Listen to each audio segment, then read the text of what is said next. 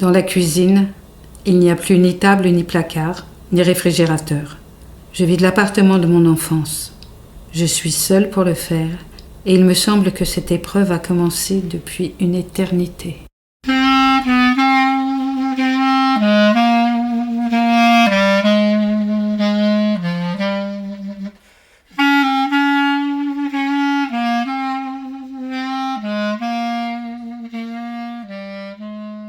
La revue Rue Saint-Ambroise et l'association Rue du Conservatoire vous proposent Tout doit disparaître de Marie Maréchal. Lectrice Marianne Wolfson. Musique Charlie Nelson.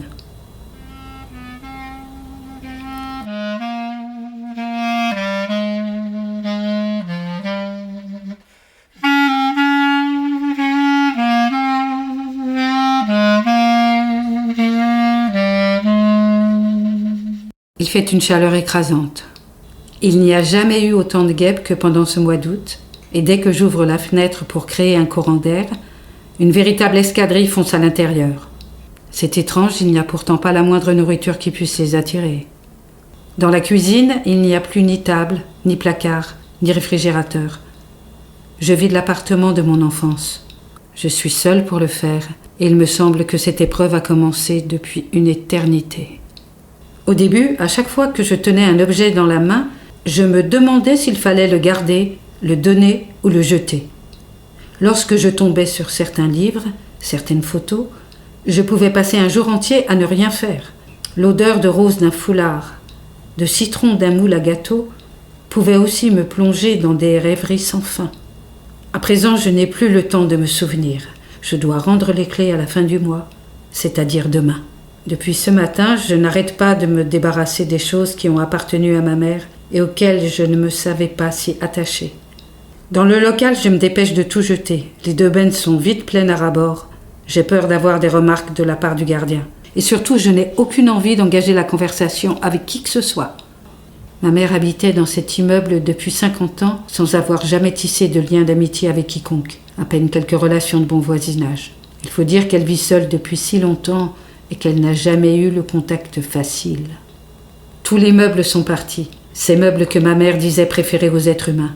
Heureusement qu'elle n'était pas là pour assister à l'enlèvement assez peu professionnel de sa belle bibliothèque par 2 bénévoles fatigués d'Emmaüs. Chacun des membres de la famille a choisi un objet, parfois plus. Sarah a pris les 2 petits fauteuils crapauds en velours vert, Salomé, un des grands miroirs dorés, Raphaël, presque tous les meubles de la salle à manger. Je suis la seule à n'avoir rien gardé. Il y a 2 mois, après une chute qui lui brisa l'épaule, ma mère a quitté son appartement, sans savoir qu'elle n'y reviendrait plus jamais. Cette pensée me remplit d'une infinie tristesse, alors que je ne parviens pas à ressentir la moindre émotion à l'idée de le quitter moi aussi. Peut-être est-ce parce que je suis éreintée, écrasée de chaleur, angoissée à l'idée de ne pas arriver à les vider à temps. Et puis j'en suis partie il y a si longtemps. Je venais à peine de sortir de l'adolescence. J'avais fui des parents qui ne s'aimaient pas et un père que je n'intéressais pas. J'étais tellement pressée de me construire une famille, une grande, une vraie, que je n'avais même pas attendu mes 18 ans pour faire un enfant. Mon départ avait été brutal. Quelques mois seulement auparavant, ma mère avait remplacé les meubles de ma chambre romantique de petite fille par des étagères blanches et un lit design que j'avais choisi moi-même. Le papier peint à ramages roses et verts avait fait place à une peinture unie bleu foncé. C'était alors très à la mode. J'étais partie en emmenant mes meubles et en laissant des dizaines de trous dans le mur. Ma mère mettrait des années à retapisser la chambre qui était devenue la sienne. Sans remords, je l'avais laissée à sa solitude. Les années avaient passé et ma mère avait vieilli d'un seul coup, comme une averse qui vous inonde avant même d'avoir pu ouvrir votre parapluie. Du jour au lendemain, j'avais découvert une autre mère. Les douces paroles maternelles s'étaient soudain transformées en flèches empoisonnées comme si ma propre mère avait oublié les mots des mères. Ces mots gorgés d'amour qui servent à protéger le bonheur des enfants. Toutes les mères sont prêtes à mentir pour rendre leur enfant heureux. La mienne était comme ça jusqu'au jour où elle s'était mise à me parler sans filtre, comme elle parlait aux autres, sauf à moi, sa fille unique. Elle me disait ce qu'elle pensait vraiment et c'était cruel. Même adulte, une fille n'est pas armée contre l'agressivité maternelle. Au début, j'essayais de comprendre. Je devais me défendre et nos conversations ressemblaient à d'éternels règlements de compte. Je ne compris jamais pourquoi elle était devenue aussi brusquement égoïste et dure. C'était sans doute le refus de la vieillesse, la peur de la mort. Il me fallut des mois, des années pour renoncer à ma mère d'avant, à ses mots d'amour. À présent, j'éprouve de la pitié pour elle. L'image de cette petite femme décharnée que j'abandonne dans son lit d'hôpital me déchire. Dans cette fin d'après-midi, la chaleur est toujours aussi intense. Je suis descendue au café d'en face. Je me suis installée une table sur un petit bout de trottoir. L'odeur des voitures arrêtées au feu rouge est presque insoutenable, mais ça ne m'empêche pas de savourer mon deuxième pastis. J'ai avalé le premier d'un trait. Boire toute seule ne m'est pas habituel, mais je compte sur une légère ébriété pour m'aider à passer la soirée.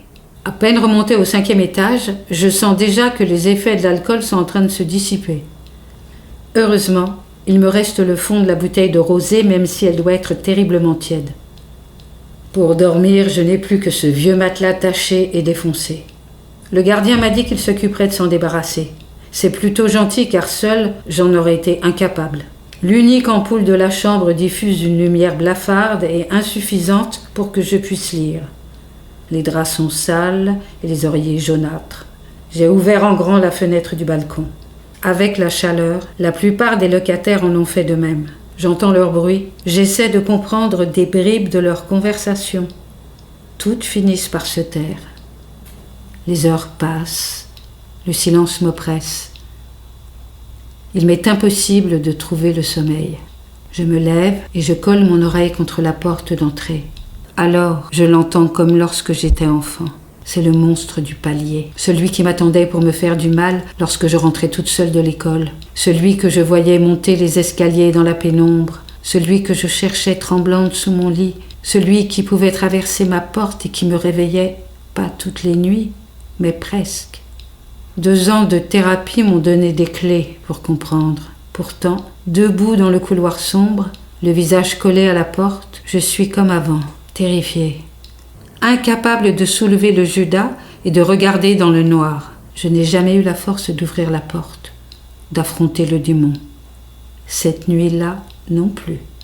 Flageolante, couverte de sueur, je me suis recouchée. Exténuée, j'ai fini par m'endormir, juste quelques heures. Quand je me suis réveillée, par les fenêtres sans rideaux, j'ai vu qu'il faisait encore presque nuit.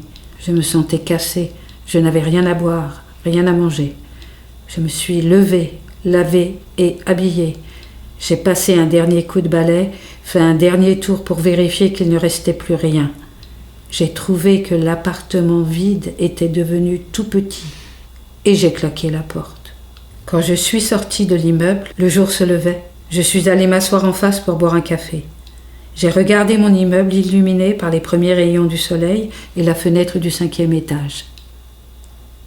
J'ai vu la silhouette de ma mère derrière la vitre qui me faisait au revoir de la main et, comme avant, en descendant dans la bouche du métro, je me suis retournée plusieurs fois dans les escaliers. Ma mère continuait à me dire au revoir jusqu'à ce que je disparaisse complètement.